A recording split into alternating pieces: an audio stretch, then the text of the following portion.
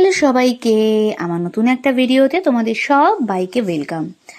আমি জানি ভিডিওটা আগে আপলোড দিয়েছি, কিন্তু হঠাৎ করে চালানোর পরে বুঝলাম যে ভয়েস ওভারে কিছু প্রবলেম হয়েছে, তাই ভিডিওটা আবার আমি আপলোড করছি। জানি একই ভিডিও হয়তো তোমাদের দুবার দেখতে ভালো লাগবে না, তাও যদি ইচ্ছে করে দেখো। এর আগের পার্টে তোমরা সবাই দেখেছিলে যে আমরা প্রিয় গোপাল বিষয়তে গেছি, এবং সেখান থেকে ভেবেছিলাম যে তোমাদের সামনে সেকেন্ড পার্টটা আবার শেয়ার করব। তো যাই হোক, সেকেন্ড পার্টে আমি তোমাদের সাথে শেয়ার করছি আমরা সেদিন প্রিয় গোপাল বিষয় থেকে আবার কিন্তু চলে এসেছিলাম লেক মলে। লেক মলে আমি মনে হয় হাজার হাজার বার গেছি।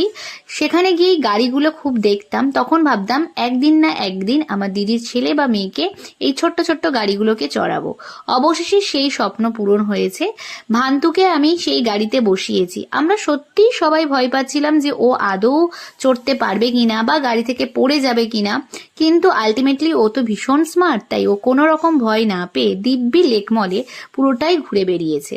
যাই হোক, তারপরে দেখো এসকেলেটরে চড়ে বাবার হাত ধরে চলে এসছে ম্যাক্সে। কোনো কিছুতে কিন্তু ওর ভয় নেই। সারাদিন অবশ্য দুরন্ত করতেই তো ব্যস্ত না। যাই হোক, ম্যাক্সে থেকে আমরা প্রত্যেক বছর দুর্গাপুজোর সময় শপিং করি। এখানকার স্টাইল আর জামার কোয়ালিটি আমার ভীষণ ভালো লাগে, আর যতবারই যাই তখনই দেখি কোনো না কোনো ইউনিক কালেকশন কিন্তু ওদের স্টোরে রয়েছে। যাই হোক, দিদি ভেবেছিল দাদার ভান্তুর জন্য কিছু কিছু জিনিস কিনবে। সেগুলো কেনার পরে আমরা চলে এসেছিলাম এরকম হোম ডেকর কিছু জিনিস নেওয়ার বা গ্রসারি নেওয়ার। এছাড়াও টেবিল ম্যানেজমেন্টের জন্য যেসব জিনিসগুলো লাগে সেইগুলো আমাদের একটু দেখছিলাম। আসলে মা এই টাইপের জিনিস ভীষণই ভালোবাসে। আমরা অনেক কিছু সেদিন কিনেছিলাম গিফটিং পারপাসে, সেগুলো তোমাদের সাথে পরে না হয় কোনোদিন শেয়ার করব।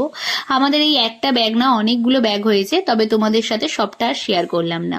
এরপরে দেখো আমাদের খুব খিদে পেয়ে গেছিল, যেহেতু তোমাদেরকে বলেছিলাম সেদিন আমাদের একটা ডক্টর দেখানোর ব্যাপার ছিল।